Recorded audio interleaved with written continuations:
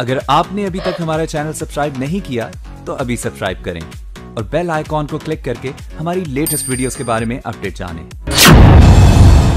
उपचुनाव के लिए बीजेपी ने संभाला मोर्चा। पदाधिकारियों के साथ योगी ने किया मंथन। विपक्ष को हराने के लिए मंत्रियों को मैदान में उतारा।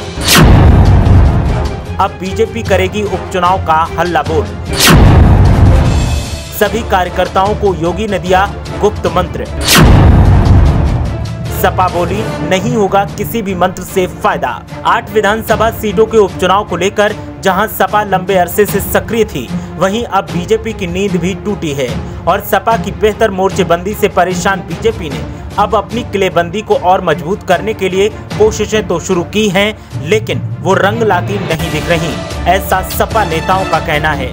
आपको बता दें कि 8 विधानसभा सीटों पर विजयश्री हासिल करने के लिए सपा, कांग्रेस, बीजेपी और बीएसपी कमरकस तैयार हैं, लेकिन मुख्य मुकाबले की जंग सपा और बीजेपी में ही दिख रही है। जहां सपा खुद को मजबूती पहले से दे रही थी, तो अब बीजेपी की तरफ से भी योगी आदित्यनाथ ने कमर कस ली है और सीएम की तरफ से प्रभारी मंत्रियों की फौज को संबंधित सीटों पर सक्रिय होने के निर्देश तो दिए ही गए हैं, साथ ही सपा से बेहतर रणनीति बनाने के लिए एक गुप्त मंत्र भी दिया गया।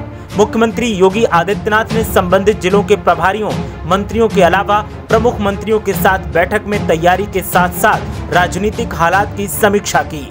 बीजेपी प्रदेश अध्यक्ष स्वतंत्र देव सिंह की मौजूदगी में हुई इस बैठक में उपचुनाव वाले क्षेत्रों में लगातार संवाद और संपर्क बनाए रखने के साथ स्थानीय अधूरे पड़े विकास कार्यों को जल्द पूरा कराने के निर्देश दिए गए, ताकि बीजेपी के प्रति लोगों के मन में बन रही नकारात्मक छवि को दूर किया जा सके और विपक्षी चक्रव्यूह को भेदा जा सके।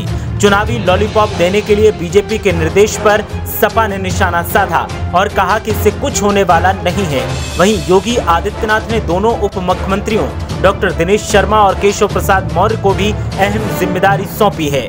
मुख्यमंत्री योगी आदित्यनाथ ने कहा कि संगठन से बेहतर तालमेल बनाकर चुनावी तैयारियां होनी चाहिए, समाज के सभी वर्गों को जोड़कर काम किया जाए। सीएम का कहना था कि माहौल भारतीय जनता पार्टी के पक्ष में है और विपक्ष का बिखराव और कमजोरी उपचुनाव जीतने में सहायक होगी। अनुकूल वातावरण का लाभ लेकर सभी 8 सीटों पर बीजेपी का परचम फहराना होगा। यूपी बीजेपी के अध्यक्ष स्वतंत्र देव सिंह ने कहा कि बूथ और सेक्टर स्तर पर संगठन मजबूत करने का कार्य लगातार जारी है। बूथ जीता तो चुनाव जीता फॉर्मूले पर लॉकडाउन की अवधि से लगातार काम किया जा रहा है। डिजिटल माध्यमों के जरिए संवाद भी लगातार बनाए रखा जा रहा है। सरकार ने नाक का सवाल बन चुकी सीटों पर सपा के खिलाफ अपने जिन मंत्रियों को तैयार किया है, उनमें कैबिनेट मंत्री चेतन चौहान के निधन से रिक्त अमरोहा जिले की नौगावा सादात सीट पर चौधरी लक्ष्मी नारायण के साथ बलदेव औलख को भी लगाया गया है।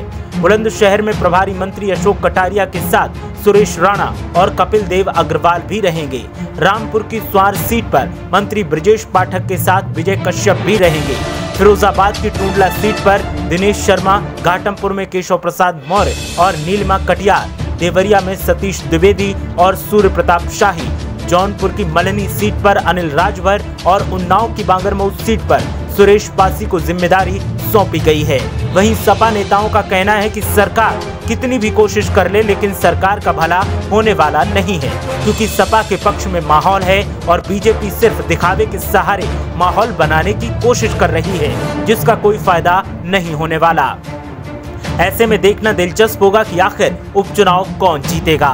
ब्यूरो रिपोर्ट, मीडिया हलचल।